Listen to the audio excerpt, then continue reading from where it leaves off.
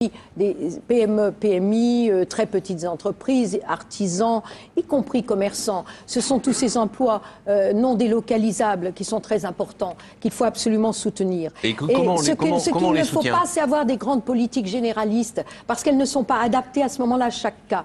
Alors ce que nous proposons, c'est d'abord soutenir tout projet d'entreprise qui soit un projet d'innovation, parce qu'on sait très bien que c'est une des manières de redévelopper un certain nombre d'emplois. Donc, soutien avec un apport de garantie d'emprunt sur 50% du projet. Et puis, nous proposons aussi d'apporter cette garantie à des entreprises qui sont momentanément en difficulté. Nous avons tous à l'esprit des exemples de PME, de PMI qui se sont retrouvés en difficulté passagère par manque souvent de trésorerie, alors qu'elles ont toutes les conditions pour être viables, parce qu'il y a des cahiers de commandes remplis, etc. Ce que nous disons dans ce cas-là, la région, elle apporte sa garantie aussi à ces entreprises-là pour passer cette période difficile, momentanément difficile.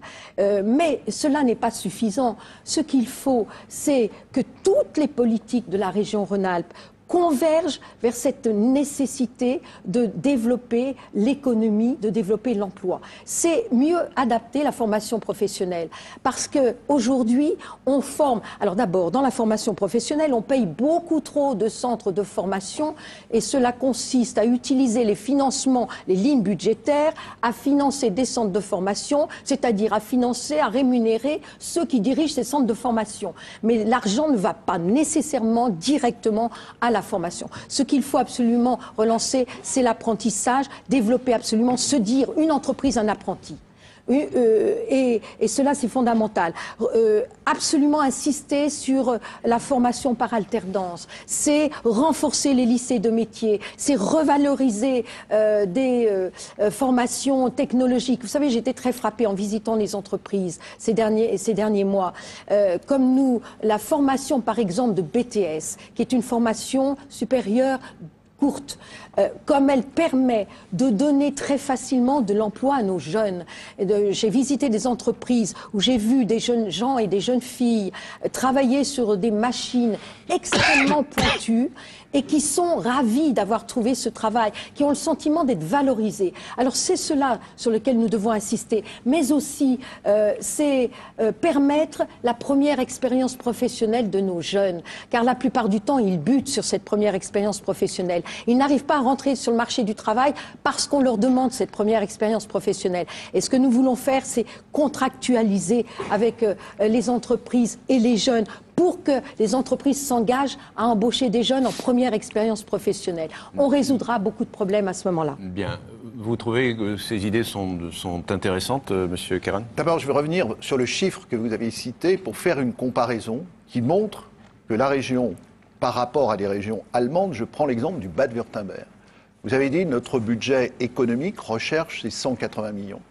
Au Bade-Wurtemberg, c'est l'équivalent du budget régional, c'est-à-dire 2,5 milliards. Vous voyez que là encore, nous ne jouons pas dans la même catégorie. Alors, que peut faire la région? C'est la valeur ajoutée régionale. C'est faire que la région, en étant présente sur le terrain de l'économie, aille au bon moment, auprès des salariés, auprès des entreprises.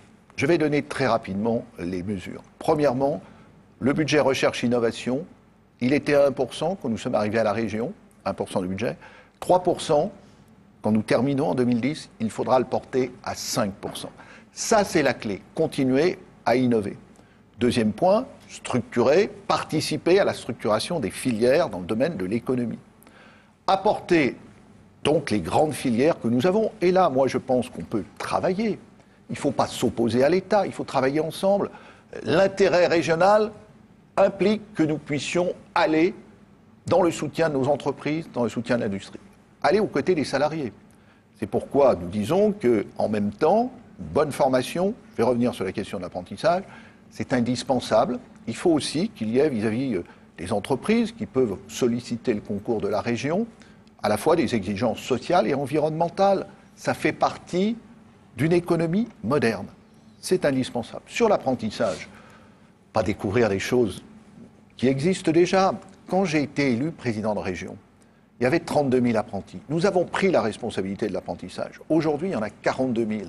Grâce à la mobilisation de la région, grâce à la mobilisation des entreprises, des maîtres d'apprentissage, c'est là où nous pouvons avancer. Moi, quand j'ai pris la région en 2004, l'effort sur les lycées professionnels était insuffisant. On a mis le paquet sur les lycées professionnels.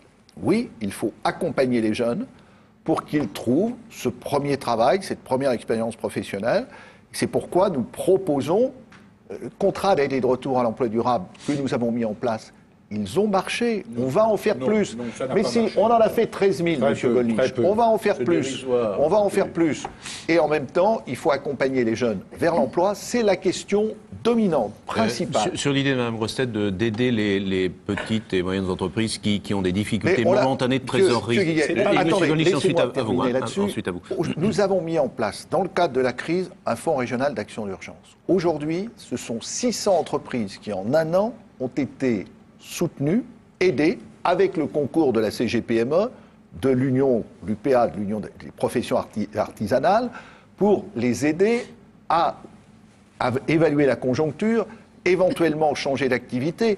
Donc la région, elle est là, elle est aux côtés des entreprises. Il faut jouer dans ce domaine la carte de la réactivité, de l'intervention aux côtés des entreprises. Mais moi, je ne souhaite pas prendre la place des entreprises. Nous sommes dans une économie où ces entreprises ont toute leur place, condition aussi que les salariés ne se sentent pas méprisés et humiliés.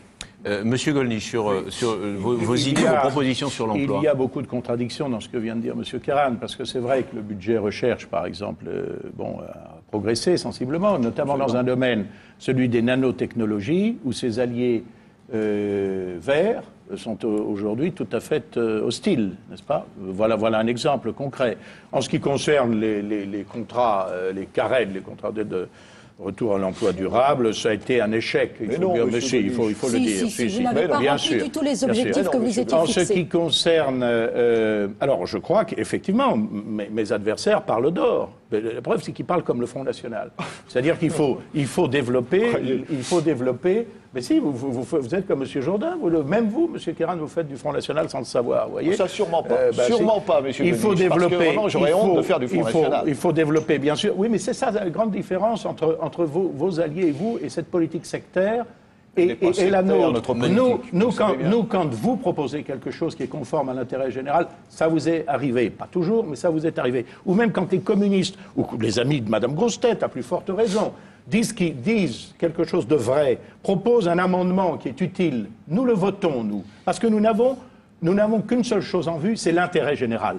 En ce qui concerne vos formations, le sectarisme fait que même si nous disions qu'il fait jour à midi, vous prétendriez le contraire. À ma famille politique, vous êtes en train de vous contredire, M. Gollnisch, je suis désolé, mais non, pas du tout. Tout à l'heure, vous étiez en train de reprocher à mes collègues conseillers régionaux sortants d'avoir soutenu à certains moments des décisions proposées et prises par la majorité du Conseil régional. 95%, madame, mais non, c'est une question. Alors, madame Grossetête, mais non, pas du tout. Pas du tout. Excusez-moi, 84, Mme Grossetête fait semblant de ne pas comprendre, elle est trop intelligente pour ne pas comprendre. Monsieur Gollnisch, quelles sont vos propositions ? C'est ce que nous voulons avoir. Je réponds d'un mot quand même. Mme Grossetête, oui, mais d'accord, mais si elle ne m'avait pas interrompu, ce serait plus facile. Mme Grossetête, c'est 95%. Et je peux vous donner la liste des mesures aberrantes, dépensières, somptuaires, que vos amis... Ah ben ça va changer, mais il est temps. Ça fait... Vos amis, vous l'ignorez peut-être, Mme Grossetête, mais vos amis ont exercé les responsabilités dans cette région. Là, vous parlez comme Saint-Jean-Bouche-d'Or. Vous faites des propositions, mais il fallait les réaliser.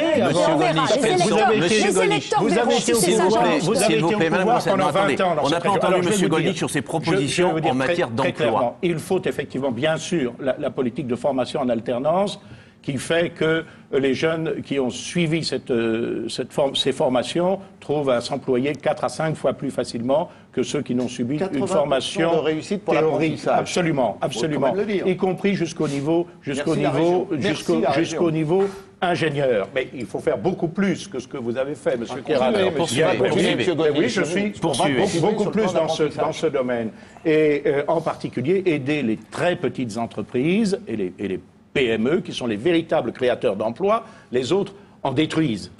Qui sont les véritables créateurs d'emplois, à en créer. Et notamment, nous prévoyons une allocation par création d'emplois à durée indéterminée, de 10 000 euros qui seraient rapidement amortis, car ça coûterait beaucoup moins cher que d'entretenir un certain nombre de jeunes dans des conditions médiocres et au chômage. Nous proposons cela, ce qui serait en gros la prise en charge des charges sociales durant une année. Mais ce n'est pas le seul problème. Et nous mentons à nos compatriotes si nous leur disons qu'on va résoudre le problème de l'emploi dans le cadre régional. Vous avez donné les chiffres, les uns et les autres, et je ne les conteste pas.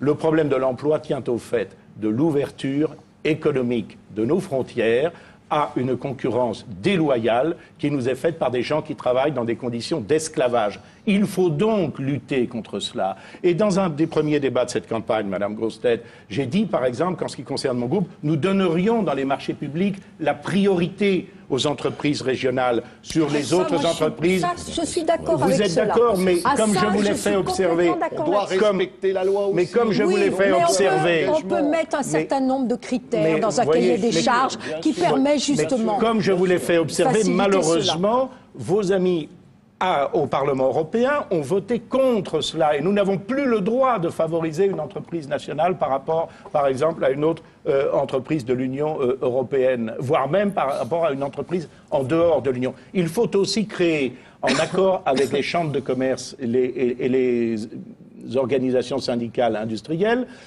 un observatoire de ces pratiques déloyales de concurrence. Je sillonne la région, je trouve partout des entreprises qui me disent nos marques ont été copiées en Asie, nos brevets, nous subissons des pratiques de dumping qui sont pourtant interdites par la loi française. Eh bien, il faut que la région, à son niveau, forcément modeste, mais les aide à lutter contre cela si nous voulons éviter les délocalisations. J'ajouterai une chose, c'est que le Front National, le premier, ça se fait maintenant, je vous en donne acte, le premier a demandé que les entreprises qui délocalisent soient contraintes de rembourser les aides qu'elles recevaient des régions. C'est une décision que nous avons prise Absolument. en 2004.